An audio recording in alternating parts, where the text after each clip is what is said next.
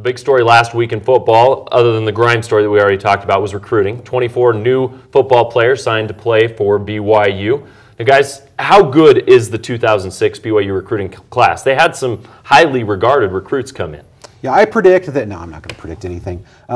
It's so hard to predict with recruiting in general, but when you're talking about a program like BYU where a lot of the players go on missions, they're literally in the program for 7 years.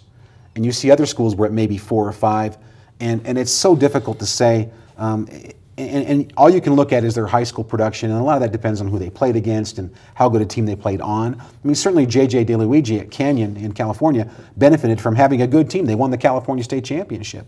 How good is J.J.? Seems like he's pretty good because he did it against top competition. But there are a lot of things that come into play when a player comes to a school like BYU. They have to follow the honor code. They've got harder classes. They've got more demands on their time for football. And that adjustment mentally is difficult for some players. So in predicting how good this class is, you know, it doesn't measure in the top 20, maybe top 50 in the nation, maybe. But it's so hard to tell because these guys are going to be, some will stay, some will go. And what Bronco Mendenhall was looking for in this class was filling some spots and getting the right guys. He told us at the media presentation when they did the signings that he was looking for put the right guys in the right seats on the bus, and that's what he's trying to do. All teams are trying to do that. A little more of it's a little harder, I think, at BYU to do that because of the honor code and some other issues. You look at BYU and the event they had last Tuesday, was it?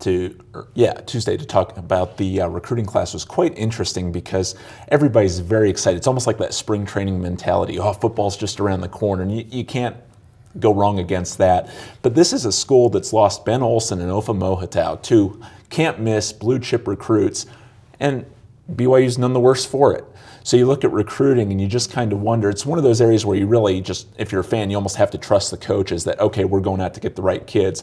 The one thing that's going to be talked about for quite a while is they went out and recruited a lot of these kids quite early.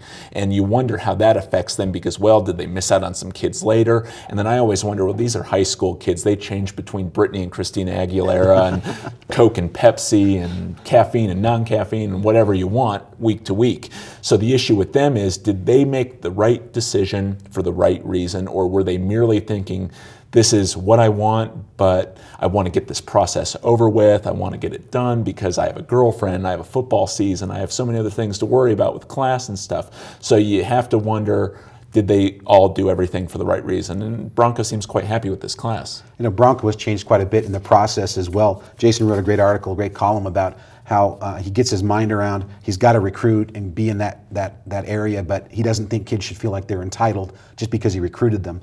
So it's interesting to go there, but this first year that he did the recruiting, the signing day meeting with all the Cougar fans from the Cougar Club and the media, he was very short. I mean, he answered questions. You could tell he was just not quite sure what to do. And this last time, and last Tuesday when we did this, he got a standing ovation when he walked in from the Cougar Club, not from the media. We're not allowed to do that, but from the Cougar Club, and he was like a comedian up there, is doing his shtick, you know, and got everybody laughing and was really relaxed. So he's changed quite a bit in this process of recruiting. I think he's very confident, and when Bronco's like that, you can tell it's because he's confident in what he's doing and he thinks it's working. A lot of guys to watch during spring, and of course next fall.